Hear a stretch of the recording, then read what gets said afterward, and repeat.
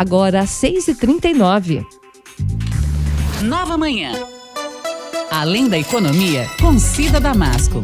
Pois é, e a gente segue falando de economia. A Cida Damasco vai chegando para conversar com a gente e hoje ela nos fala sobre as incertezas no cenário externo que essa guerra lá no Oriente Médio traz e os efeitos que isso pode ter, tanto na economia global como na economia aqui do Brasil. Cida, bom dia para você.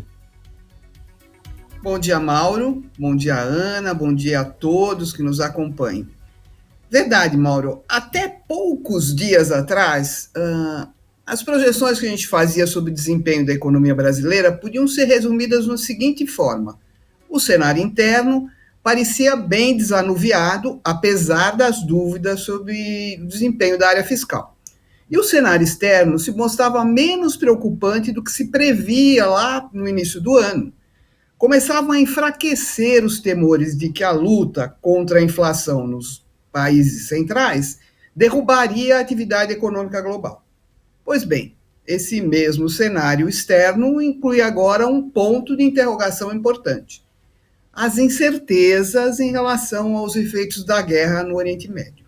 Por enquanto, o que nós temos é um vai-vem de mercados, um vai-vem sob influência direta ainda dos indicadores de desempenho das grandes economias, como a americana, mas potencializado pelos rumos da guerra.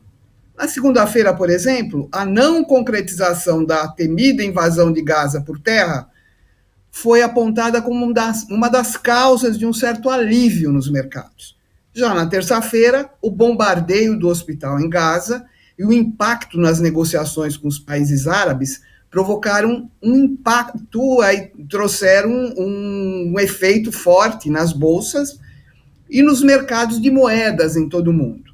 Ontem, com o fracasso na mediação do Conselho de Segurança da ONU, as bolsas continuaram patinando o mundo afora e o dólar subia. Mas fora do circuito financeiro, os efeitos da guerra ainda não são claramente visíveis. Até o momento, o que há são mais desconfianças no comportamento da economia daqui para frente. A avaliação geral é de que tudo depende da escalada da guerra com a entrada direta de outros países árabes no conflito, especialmente do Irã. E nesse fronte, o alvo é sem dúvida o petróleo. Na manhã de ontem, ainda sob o impacto da explosão no hospital de Gaza e de um pedido do Irã de embargo contra Israel, as cotações do petróleo deram uma subida imediata. Analistas especializados na área já veem o petróleo acima de $100 o barril. Também não faltam análises muito pessimistas que levam em conta uma grave crise energética e em consequência de um embargo, e também, na sequência, uma disparada da inflação em escala global, um aumento nos juros generalizado e aí, obviamente, um baque na atividade econômica. No Brasil, como não poderia ser diferente, a cautela é o que define o atual momento. O presidente da Petrobras, Jean Paul Prats, diz acreditar que essas altas recentes nos preços do petróleo sejam apenas espasmos, mas que uma piora na guerra seria uma, abre aspas, tempestade perfeita.